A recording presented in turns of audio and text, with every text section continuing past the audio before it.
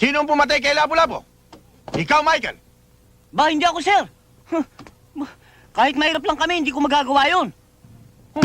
Anong kalokohan pinagsasabi mo? Ang tinatanong ko sa'yo, sino ang pumatay kay Lapu-Lapu?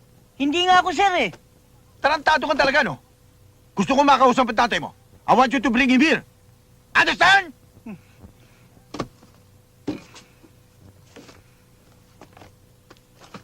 Yes, sir.